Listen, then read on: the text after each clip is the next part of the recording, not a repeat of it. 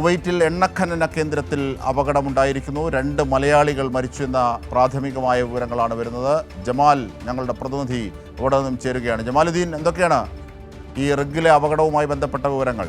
2 മലയാളികൾ മരിച്ചു, ആരാണെന്ന് തിരിച്ചറിഞ്ഞിട്ടുണ്ടോ?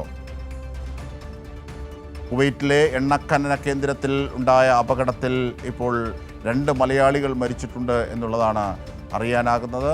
മലയാളികൾ അവരുടെ പേര് തിരിച്ചറിഞ്ഞിട്ടുണ്ടോ? എങ്ങനെയാണ് അപകടം സംഭവിച്ചത്?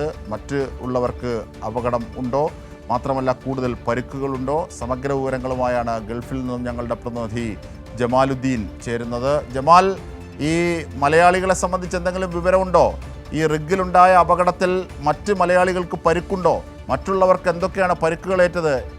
മറ്റു വിവരങ്ങളിലേക്കൊന്ന് പോയാൽ, കൊല്ലം സ്വദേശി സുനിൽ സോളമൻ തിരിച്ചറിഞ്ഞു. തൃശ്ശൂർ സ്വദേശി നിഷിൽ സദാനന്ദൻ എന്നിവരാണ് ഇപ്പോൾ മരിച്ച മലയാളികൾ.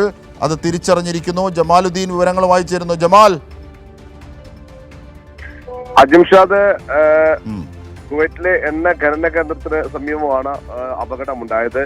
ഏത് തരത്തിലുള്ള അപകടമാണ് ഉണ്ടായതെന്ന കൃത്യമായ വിവരം ലഭിച്ചിട്ടില്ല. പക്ഷേ 2 മലയാളികൾ ഇന്ന് ഈ അപകടത്തിൽ മരിച്ചിരിക്കുന്നു. ഇത് പുലർച്ചെയാണ് അപകടം ഉണ്ടായിരിക്കുന്നത്.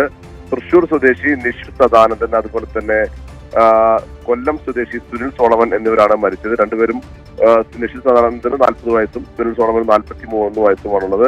ഇത് സംബന്ധിച്ച മറ്റു വിവരങ്ങൾ, എങ്ങനെയാണ് അപകടമുണ്ടായത് സംബന്ധിച്ച വിവരങ്ങൾ അധികൃതർ പുറത്തുവിട്ടില്ല. ഇതിൽ 2 മലയാളികൾ ഈ അപകടത്തിൽ മരിച്ചിരിക്കുന്നു.